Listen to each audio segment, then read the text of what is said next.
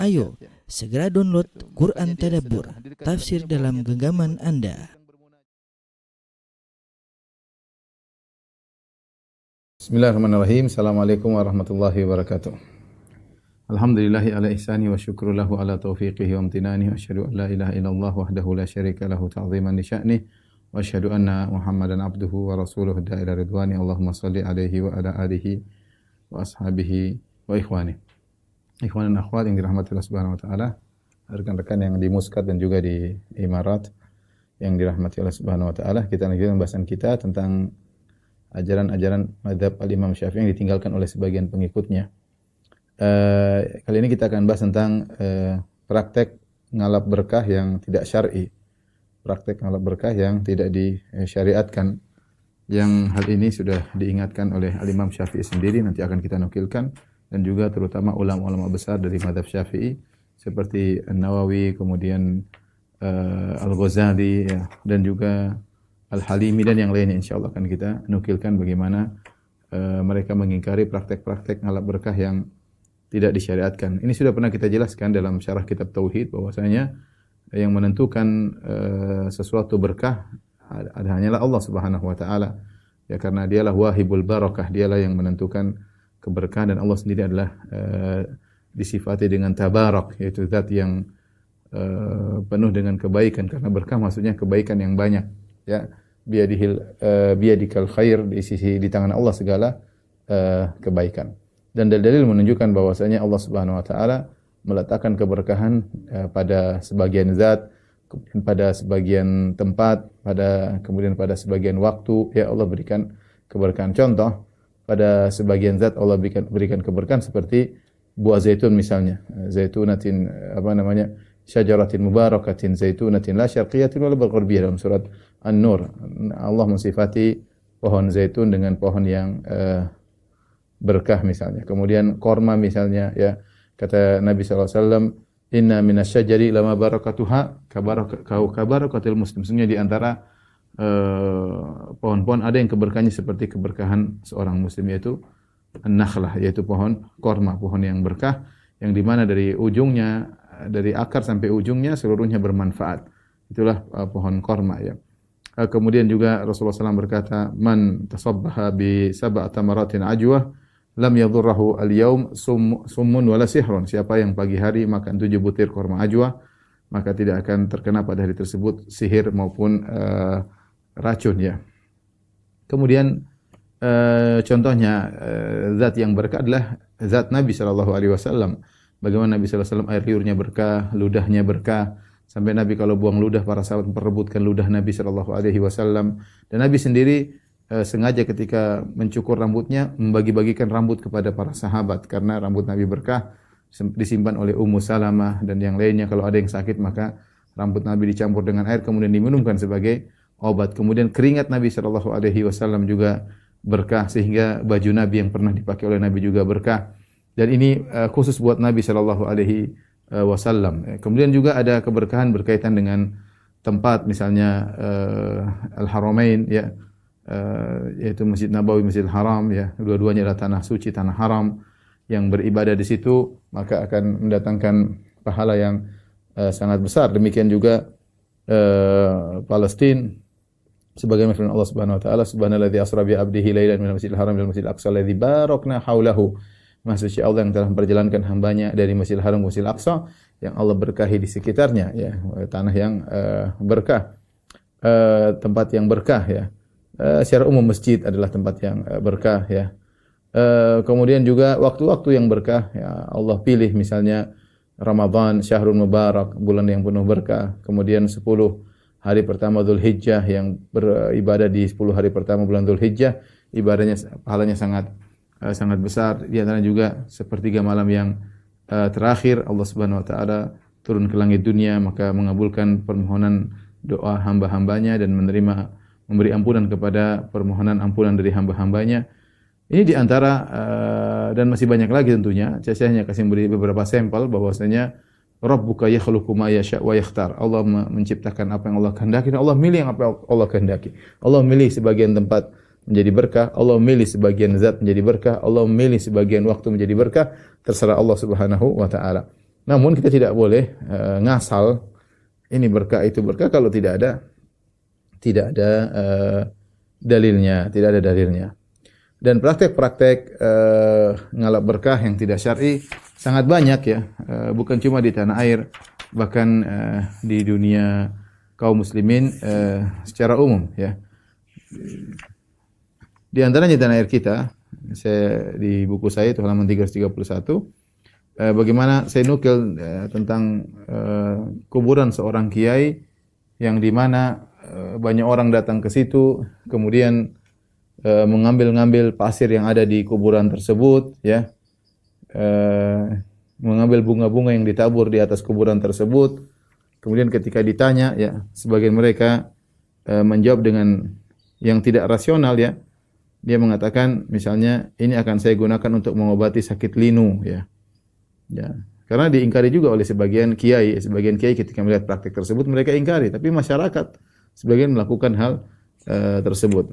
Di antara mereka dia mengatakan untuk mengobati penyakit linu, ya. Ada lagi yang mengatakan untuk mengambil tanah di makam untuk pengobatan anaknya yang belum bisa berjalan alias lumpuh, maka dia bawa pulang tanah tersebut, ya. Dan ini dilakukan oleh sebagian masyarakat kita.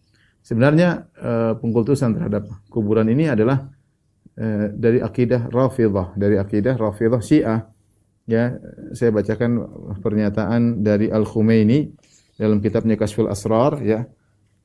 Di mana ketika dia ditanya, apakah mencari kesembuhan minat turabi syirkun amla, mencari kesembuhan dari tanah, ya. Ya, apalagi tanah yang di kuburan itu syirik atau bukan? Maka kemudian dia menjawab, ya. Fasyirku kama alimtum ibaratun anil i'tiqad bi anna syakhsan huwa rabbun.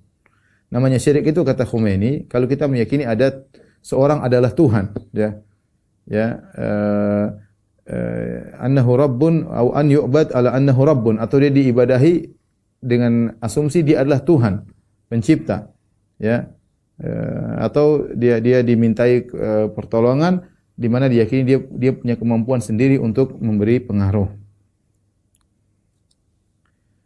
Jadi dia mengatakan, fa idza talaba syakhsun asy-syifa min turbatin aw min ayyi syai'in akhar bi unwanin annahu rabbun aw syarikullah aw muqabilun lillah wa mustaqillun fi ta'thir aw ala asasin anna sahibal qabr rabbun fa hadha syirkun bal junun. Jadi kalau minta sesuatu kepada seseorang, ya, dengan meyakini dia itu adalah Tuhan atau dia Tuhan, ya, sekutu bagi Allah Subhanahu wa taala, atau dia punya kemampuan untuk memberi pengaruh secara merdeka, maka ini baru secara independen, itulah yang disebut dengan syirik. Itu yang disebut dengan syirik. Adapun jika tidak demikian, tapi meyakini bahwasanya Allah Subhanahu wa taala Maha Kuasa atas segala sesuatu, Allah memberikan kesembuhan pada segenggam tanah ikraman li syahid, sebagai bentuk pemuliaan terhadap orang yang mati syahid, maka Allah jadikan kuburannya, tanahnya itu obat, ya.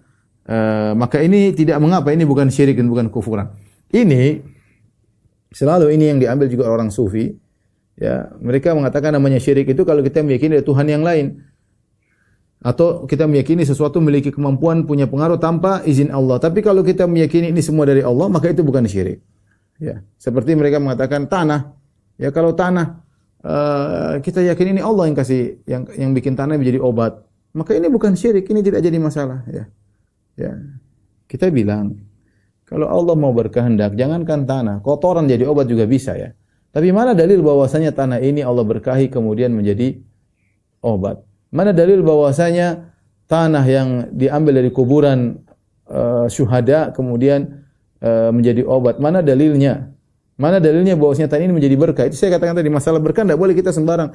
Ini berkah, ini berkah, ini berkah. Karena kita akan bertabrakan dengan dalil yang menyatakan mengambil sesuatu yang bukan sebab dianggap sebagai sebab merupakan kesyirikan. Ketika orang-orang musyrikin menggantungkan pedang-pedang mereka di Dhatu Anwat, sebuah pohon bidara, Rasulullah mengatakan itu pohon bidara tersebut dijadikan Tuhan oleh mereka. Karena tidak ada dalil yang menunjukkan bahwasanya pohon bidara tersebut diberi izin oleh Allah untuk mendatangkan keberkahan, enggak ada dalilnya. Ya, sehingga sama seperti jimat ketika dipakai, kenapa dihukumi syirik? Ya karena seorang meyakini jimat itu bisa membantu dengan izin Allah. Itu namanya syirik kecil. Kalau seorang meyakini jimat ini memiliki kemampuan untuk memberi pengaruh secara merdeka independen, syirik besar. Tapi kebanyakan orang tidak demikian. Kebanyakan orang pakai jimat itu dia meyakini bahwasanya jimat ini membantu dia sebagai sebab. Itulah syirik kecil. Kalau meyakini jimat ini punya kemampuan sendiri secara independen, secara istiqlal, secara merdeka, maka itu syirik akbar. Jadi kita punya kaidah menjadikan suatu sebab, suatu yang bukan sebab dianggap sebab, ya, seperti jimat misalnya, maka itu adalah syirik asghar, syirik asghar. Tapi ketika meyakini bahwasanya sebab tersebut memiliki kemampuan untuk memberi pengaruh secara independen, maka jadi syirik akbar. Jadi masalah mereka ini, mereka menganggap namanya syirik itu kalau meyakini ada Tuhan selain Allah. Adapun menganggap misalnya mayat sebagai wasilah, atau misalnya pasir di kuburan adalah obat, ini semua bukan syirik. Ya. Kita bilang enggak, ini hukum asalnya syirik kecil. Kalau tidak ada keyakinan terhadap mayat. Tapi kalau punya keyakinan terhadap mayat, beribadah kepadanya, berdoa kepadanya, bisa berubah menjadi syirik akbar. Adapun mengambil pasir yang ada di kuburan dianggap sebagai obat, maka ini syirik kecil hukum asal. Ini tabaruk yang tidak boleh. Karena Allah tidak pernah menjadikan bahwasanya tanah yang ada di kuburan para wali kemudian menjadi obat. Enggak ada. Tidak ada dalilnya. Ya, dan ini saya lihat sendiri bagaimana orang Syiah waktu di Madinah, dia ngambil pasir di kuburan di Baqi. Saya lihat sendiri dia ambil. Kebiasaan orang Syiah diikuti oleh sebagian kaum muslimin, ya. Makanya mereka, saya tulis dalam buku saya 33 Banyolan Syiah, bagaimana mereka meyakini tentang tanah yang ada di kuburan Husain menjadi berkah, ya, sampai ketika Husain dikubur di Karbala, maka sekian kilo dari sebelah kanan, sekian kilo sebelah kiri, sekian kilo sebelah timur, sebelah barat, sebelah utara, sebelah selatan, semuanya jadi berkah karena keberkahan Husain sebagai bentuk pemulihan Allah kepada Al-Husain radhiyallahu taala anhu, maka tanah di sekitar Husain menjadi berkah, sehingga mereka mengatakan jadi obat. Ini semua khurafat, tidak ada dalilnya,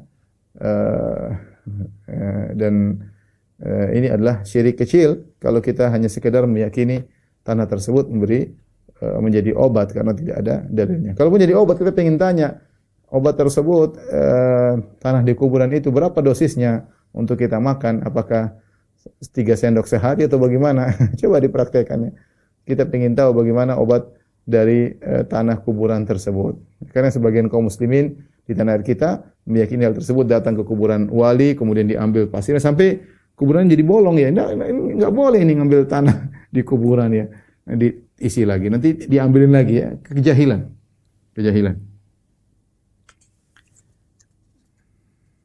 Dan ini adalah akidahnya orang-orang Syiah. Karenanya Umar bin Khattab radhiyallahu anhu ketika mencium Hajar Aswad lah batu yang paling mulia di alam semesta, Hajar Aswad. Bahkan disebut turun dari langit, ya. Pertama kali turun Hajar Aswad itu putih, asyaddu bayadan minas salj. Pertama kali turun Hajar Aswad itu lebih putih daripada salju, ya. Kemudian fasawadatu khotoya bani Adam, tapi dosa-dosa anak Adam menjadikan dia hitam. Dan dia adalah batu yang termulia di alam semesta, dan dia satu-satunya batu yang menciumnya adalah ibadah, ya. Makanya Nabi SAW mencium Hajar Aswad, mencium batu tersebut. Batu yang lain enggak ada, ya. Yang lain enggak ada. Di Ka'bah tidak ada yang disunahkan untuk dicium beribadah kecuali Hajar Aswad. Tapi Umar bin Khattab pernah memperingatkan karena dia melihat banyak orang rebut-rebutan untuk mencium Hajar Aswad. Dia khawatir mereka mencium Hajar Aswad disertai dengan keyakinan yang salah. Maka suatu hari dalam Sahih Bukhari, Sahih Muslim, Umar bin Khattab mencium Hajar Aswad, disebutkan itu ketika musim haji. Kemudian dia berkata dengan suara yang lantang, "Wallahi inni la a'lamu annaka hajar." Demi Allah, saya ini tahu kamu hanya sekedar batu, Hajar Aswad. La tadur wa la tanfa. Kau tidak bisa beri mudarat, kau tidak bisa beri manfaat. Walaula anni ra'aitu Rasulullah sallallahu alaihi wasallam yuqabbiluka ma qabbaltuka. Kalau aku tidak lihat Nabi mencium kamu, aku tidak bakalan mencium kamu, ya. Aku tidak bakalan mencium kamu. Lihat, kita akan baca perkataan para ulama Syafi'iyah tentang perkataan Umar ini, ya. Di antaranya Al-Baihaqi rahimahullahu taala dalam kitabnya Syu'abul Iman, dia mengatakan fa Amirul Mukminin Umar bin radhiyallahu anhu kana qad abadal hajar. Amir Mukminin Umar bin Khattab dahulu sebelum masuk Islam dia pernah menyembah batu. Fahina ahwa ila rukni ka'annahu haba ma kana ali fil jahiliyah. Ya, maka ketika dia hendak mencium Hajar Aswad, dia khawatir tentang masa lalu yang pernah dia ketahui yang berbahaya di zaman jahiliyah tentang kesyirikan. Fatabarra'a min kulli syai'in siwa Allah, maka dia pun berlepas diri dari segala sesuatu kecuali Allah. Wa akhbarahu, maka dia kabarkan bi annahu hajarun la yadur wa la yanfa. Ya, yuridu makana ala hayatihi hajaran wa innahu yaqabbiluhu mutaba'atan li sunnah. Maka dia pun mengumumkan bahwasanya ini batu tidak bisa bermanfaat, tidak bisa beri mudarat, dia mencium hanya sekedar untuk mengikuti sunnah Nabi sallallahu alaihi wasallam. Jadi pahalanya karena mengikuti sunnah. Bukan batu ini punya kesaktian mengeluarkan aura dan yang lain, enggak. Ya. Karena Umar bin Khattab tahu dulu orang-orang menyembah batu, dia tidak ingin masih tersisa racun-racun jahiliyah terdahulu, ya. Kemudian juga itu dari perkataan Al-Baihaqi. Kemudian Nawawi rahimahullah juga mengomentari, wa inna maqala wa innaka la tadur wa la tanfa li alla yaktar ba'du qurbal ahdi bil Islam. Umar mengucapkan demikian agar orang yang baru masuk Islam tidak terpedaya, ya. Mereka yang sudah dahulu biasa qad kanu alifu alladzina kanu alifu ibadatal ahjar wa ta'dhiman wa raja'an naf'aha wa khawfa ad-darr bit taqsir fi ta'dhimiha. Ya, wa kana al-ahdu qariban bidzalika fa khafa Umar an yarahu ba'dhum yuqabbiluhu wa ya'tani bihi fayashtabiha alayhi fabayyana annahu la yadur wa la yanfa' bidzatihi. Maka Umar khawatir dulu orang-orang ada yang baru masuk Islam dahulu suka mengagungkan batu, menyembah batu, berharap manfaat dari batu, takut kemudaratan dari batu. Maka Umar khawatir kalau mereka melihat Umar sebagai khalifah mencium batu, dikhawatirkan tumbuh lagi benih-benih yang lama. Maka Umar kemudian ucapkan dengan suara lantang, ini batu tidak ada apa-apanya. Jangan saya punya keyakinan tertentu batu beri manfaat, beri mudarat, karena itu keyakinan kesyirikan, ya. Itulah keyakinan kesyirikan. Apalagi di musim haji, ya. Di musim haji agar orang semua tahu, kata Nawawi, wa asya'a Umar hadza fil mausim liyushhada fil buldan wa yahfadhuhu anhu ahlul mausim al-mukhtaliful awtani wallahu a'lam. Umar mengucapkan hal ini dengan dia sebarkan perkataan ini agar disaksikan di kota-kota dan agar orang yang sedang hajian menghafalkan perkataan Umar ini kemudian disebarkan di penjuru negeri-negeri Islam, daerah-daerah Islam, ya. Demikian juga Ibnu Daqiq al-Id, seorang ulama dari mazhab Syafi'i. Ibnu Daqiq al-Id dulu mazhab Maliki kemudian berubah jadi mazhab Maliki, mazhab Syafi'i. Dia berkata, wa qaulu Umar hadzal kalam fi ibtida'i taqbilihi liyubayyana annahu fa'ala dzalika tiba'an wa liyuzila bidzalika al-wahm alladhi kana tarattaba fi adhanin nas fi ayyamil jahiliyah. Umar mengucapkan hal ini dengan tegas untuk menjelaskan dia mencium Hajar Aswad ini bukan karena batunya beri manfaat, beri mudarat, tetapi hanya sekedar karena mengikuti sunnah Nabi sallallahu alaihi wasallam, dan agar praduga-praduga yang ada di benak manusia bahwasanya batu ini bisa begini bisa gini seperti di zaman jahiliyah hilang semuanya, ya. Ya. Dari situ kita tahu bahwasanya Hajar Aswad batu yang paling mulia, tidak memberikan apa-apa, tidak bisa memberi berat, tidak bisa beri mudarat, tidak bisa beri manfaat. Keberkahannya dari apa? Keberkahannya dari kita mengikuti sunnah Nabi, ya. Dan batu, kalau Hajar Aswad saja tidak bisa apa-apa, apalagi batu dari Ka'bah secara utuh, ya. Sementara kita dapat sebagian orang pernah menggunting kiswah Ka'bah, diyakini dengan keyakinan tertentu. Ini adalah kesalahan, ya. Ya.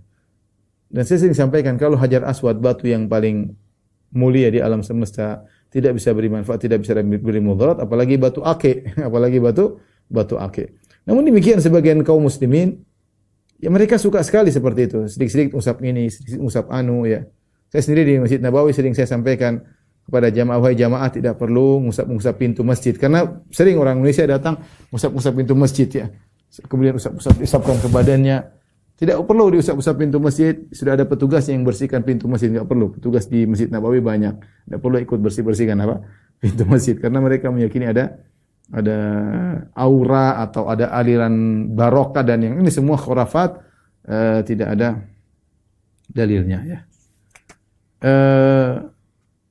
Adapun Imam Syafi'i adalah murid Imam Malik rahimahullahu taala, dan Imam Syafi'i sangat mengagungkan Imam Malik. Betapa sering Imam Syafi'i kalau ditanya maka dia berkata qala al-ustad, berkata guruku, maksudnya Imam Malik. Tetapi Imam Syafi'i pernah membuat tulisan bantahan terhadap gurunya. Kenapa? Karena ada sebagian orang berlebih-lebihan kepada Imam Malik, mengkultuskan Imam Malik. Sampai-sampai mereka menjadikan songkok Imam Malik sebagai sumber keberkahan untuk turunnya hujan.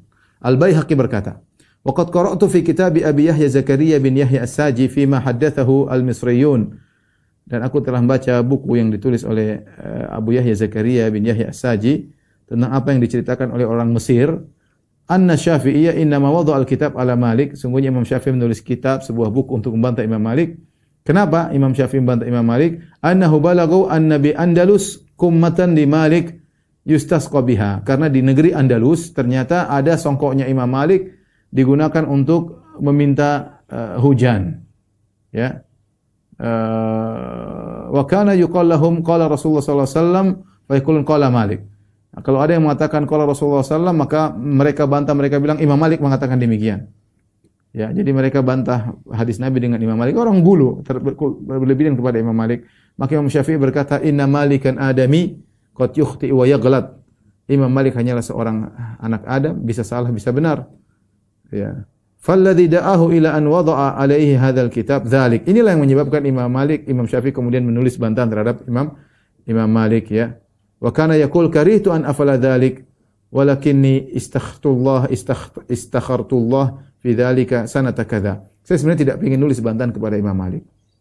Ya, tapi saya sudah beristikharah kepada Allah dan ya tadi dia punya tujuan agar orang sadar bahwasanya Imam Malik tidak boleh dikultuskan berlebih-lebihan. Sampai songkoknya dijadikan dasar untuk datangnya hujan, khawatir terjerumus dalam hal yang tidak diinginkan. Makanya Imam Syafi'i sengaja menulis bantahan kepada Imam Malik padahal sebenarnya tidak ingin. Cuma tadi untuk mengingatkan bahwasanya yang dilakukan oleh orang-orang di Andalus adalah perbuatan yang salah.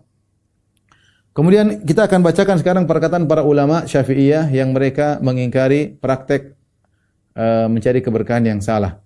Di antaranya adalah sebagian orang ya yang mencari keberkahan dengan mengusap tangan mereka ke makam Ibrahim. Kita tahu makam Ibrahim adalah di antara ayatun bayyinat ya, fihi ayatun bayyinatun maqamu Ibrahim. Di antara tanda-tanda kekuasaan Allah Subhanahu wa taala makam Ibrahim. Makam Ibrahim adalah batu yang di situ tempat berdirinya Nabi Ibrahim alaihissalam ketika membangun Ka'bah. Karena Ka'bah agak tinggi, maka Ibrahim mencari batu sebagai pijakan alaihissalam. Kemudian Nabi Ismail mengoffer batu, kemudian disusun oleh Nabi Ibrahim alaihissalam. Terus makam Ibrahim terus berjalan sampai kemudian Ka'bah selesai dibangun. Dan ada bekas telapak kaki Nabi Ibrahim alaihissalam. Dan Allah mengatakan tentang makam Ibrahim, wattakhidhu min maqami Ibrahim musalla. Jadikanlah makam Ibrahim sebagai tempat salat. Makanya disunahkan bagi kita kalau setelah tawaf kita salat khalfal maqam, di belakang makam Ibrahim. Ini ada sebagai tanda bukti nyata Ibrahim lah yang membangun Ka'bah dan inilah makam batu yang pernah digunakan sebagai pijakan semacam tangga kalau kita untuk pijakan untuk meletakkan susunan batu Ka'bah yang lebih tinggi ya. Tetapi sebagian orang sampai sekarang salah dalam mensikapi makam Ibrahim. Ini selalu terjadi ya. Kalau kita tawaf pasti ada orang datang kemudian ngusap-ngusap, pasti. Tidak ada suatu hari saya tawaf kemudian tidak ada orang yang ngusap-ngusap, makanya pasti ada yang ngusap-ngusap kemudian nempelkan pipi dan macam-macam. Orang cari keberkahan. Ini salah ya. Ini salah ya. Al-Halimi yang wafat 403 Hijriah beliau berkata, "Wa man ra'a maqama Ibrahim salawatullahi alaihi falyusalli alaihi wa la yaltamisul maqam wa la yuqabbiluhu." Barang siapa yang lihat maqam Ibrahim maka salat di situ. Salat di belakangnya sebagai perintah Allah. Dan jangan dia mengusap maqam dan jangan menciumnya. Ra'a Ibnu Zubair qauman yamsahuna al-maqam faqala lam tu'maru bihadza innama umirtum bisolati indahu. Ya, Ibnu Zubair itu Abdullah bin Zubair pernah melihat suatu kaum yang mereka mengusap-ngusap maqam Ibrahim. Maka beliau mengingkari, lam tu'maru bihadza. Kalian tidak diperintahkan untuk mengusap-ngusap maqam Ibrahim. Innama umirtum bisolati indahu. Tapi kalian diperintahkan untuk salat di maqam Ibrahim.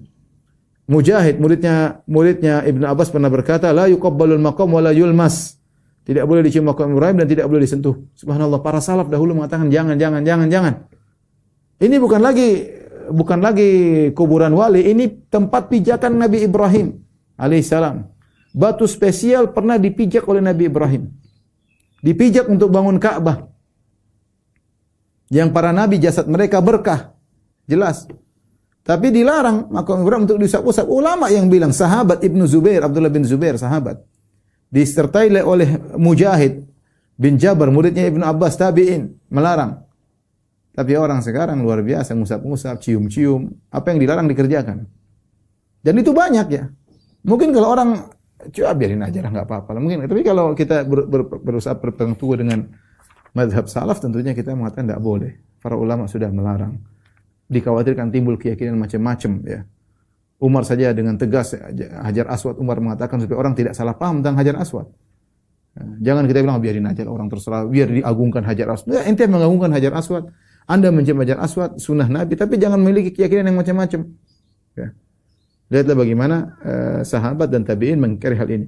Demikian juga Al-Baghawi, ulama Syafi'iyah, sahibut tafsir, yang punya tafsir Al-Baghawi yang wafat 516, dia berkata ketika menafsirkan firman Allah, "Wattakhidhu min maqami Ibrahim musalla," dan jadikanlah makam Ibrahim sebagai tempat salat.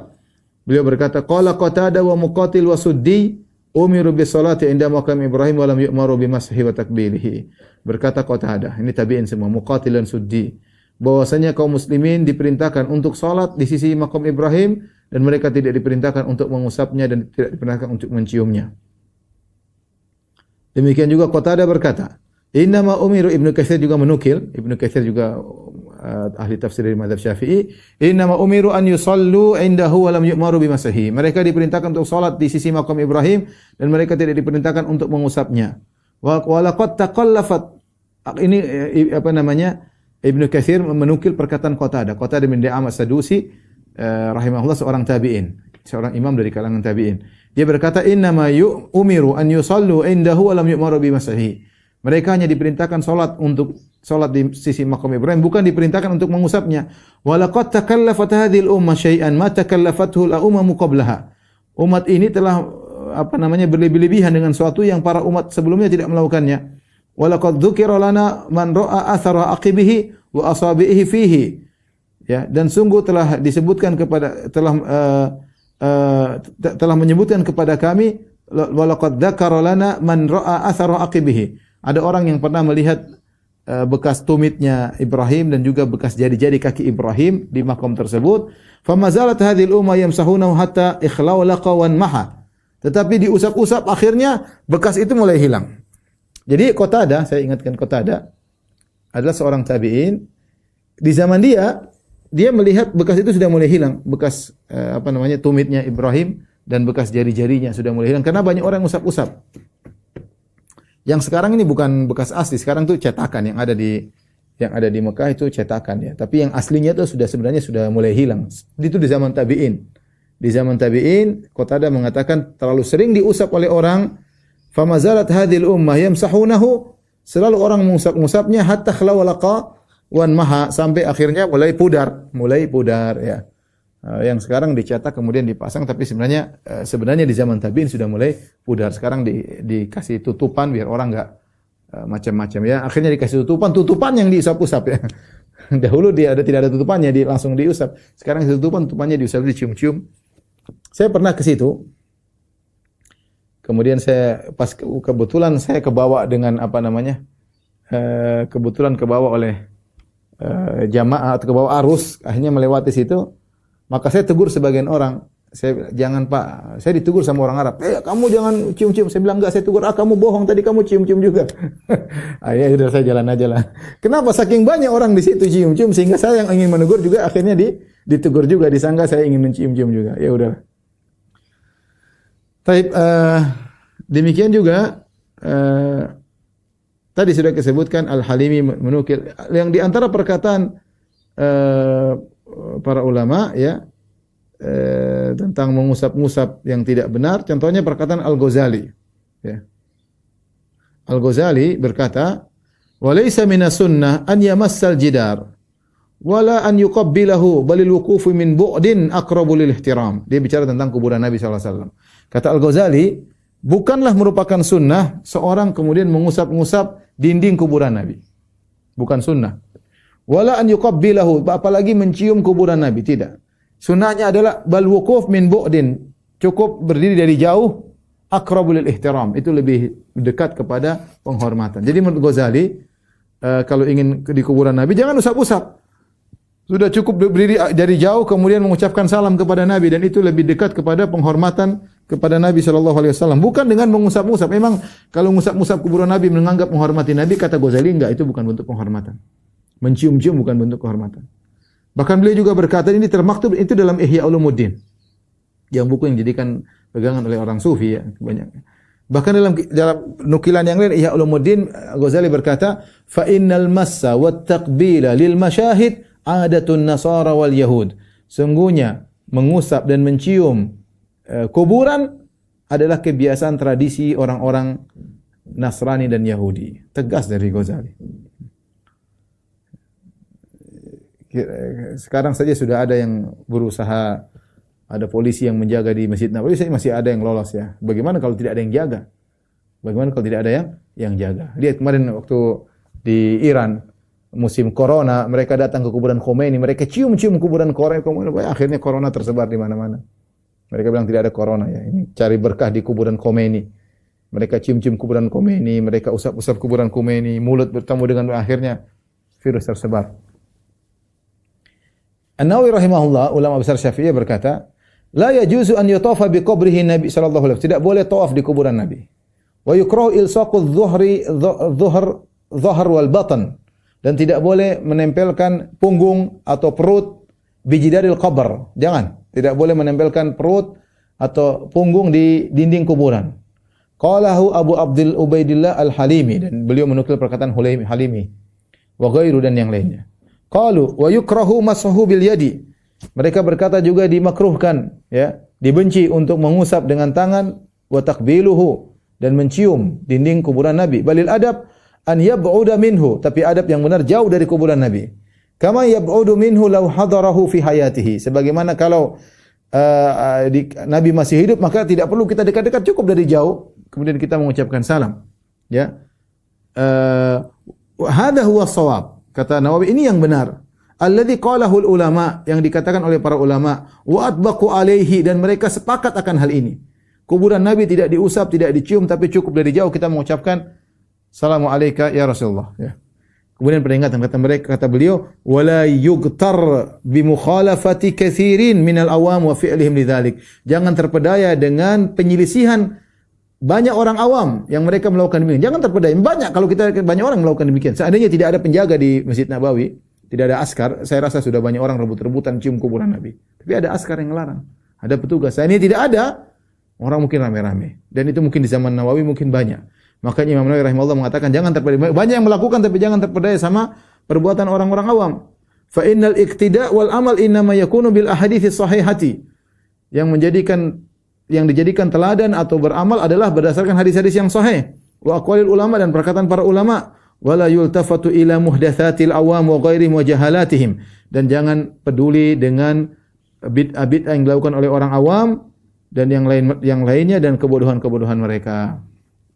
Kemudian beliau berkata, wa qala al-Fudail bin Iyad, berkata Fudail bin Iyad rahimahullahu taala, yang maknanya ittabi' turuqal huda wa la yadhurruka qillatus salikin. Ikutilah jalan-jalan kebenaran dan jangan tidak memberi mudarat kepadamu kalau yang ikut jalan cuma sedikit. Enggak ada masalah meskipun jalan cuma sedikit. Wa iyyaka wa turuqad dhalalah. Waspadalah engkau dengan jalan-jalan kesesatan, wa la taqtab bi kathratil halikin. Meskipun yang jalan begitu banyak, jangan terpedaya. Ya. Kemudian beliau berkata, wa man khatara bi balihi anna al-masha bil yadi wa nahwahu ablagu fil barakah fa huwa min jahalatihi wa ghaflatihi. Barang siapa terbetik dalam benaknya, ini perkataan Nawawi. Barang siapa terbetik dalam benaknya bahwasanya mengusap kuburan Nabi dengan tangan atau yang semisalnya ini lebih mendapatkan keberkahan, maka itu karena kebodohannya. Li'annal barakata dan kelalaiannya. Li'annal barakata innama hiya fima wafaqa syar'a. Karena barokah itu kalau kita mengikuti syariat. Wa kaifa yanbaghil fadlu fi mukhalafati shawab. Bagaimana mau dicari kemuliaan dengan cara menyelisih kebenaran. Dan inilah yang terbetik dalam banyak orang ketika mereka ingin mengusap pikiran mereka ini adalah keberkahan, ini lebih baik ya. Akhirnya mereka berusaha untuk memegang, mereka untuk mengusap-ngusap. Ternyata kata Nawawi itu adalah kebodohan, itu adalah kelalaian. Namanya keberkahan adalah sesuai dengan syariat dan bukan menyelisihi syariat. Inilah nukilan-nukilan dari ulama Syafi'iyah mengingatkan kepada kita hati-hati, jangan sembarang kita kemudian mencari-cari keberkahan yang tidak ada dalil, terutama yang berkaitan dengan kuburan-kuburan. Ya karena tadi di awal saya sampaikan sekelompok orang datang ke kuburan wali yang dianggap wali atau dianggap kiai, kemudian ngambilin pasir-pasir, ya, dibuat obat lah, buat berkah lah. Ini kebiasaan orang-orang Yahudi dan Nasara, kata Al-Ghazali tadi. Ya, inilah kebodohan. Yang bilang begitu Nawawi rahimahullah taala, yang bilang begitu adalah Al-Ghazali, yang bilang begitu adalah Al-Halimi, ya, ulama-ulama Syafi'iyah yang sudah diingatkan oleh para salaf. Namun sebagian orang seperti tadi, ya, nekat, ya, mungkin punya ide-ide sendiri atau ikut-ikutan. Ternyata inilah kebiasaan orang-orang Syiah Rafidhah. Pengagungan terhadap kuburan adalah tradisi orang-orang Rafidhah yang diikuti oleh sebagian kaum muslimin di tanah air maupun di alam Islami. Taib, ini saja yang bisa sampaikan, ikhwan akhwat yang dirahmati Allah Subhanahu wa taala. Wallahu alam bisawab. Demikian saja yang disampaikan, kurang lebihnya insyaallah kita akan lanjutkan pada pertemuan berikutnya. Wabillahi taufiq wal hidayah. Assalamualaikum warahmatullahi wabarakatuh.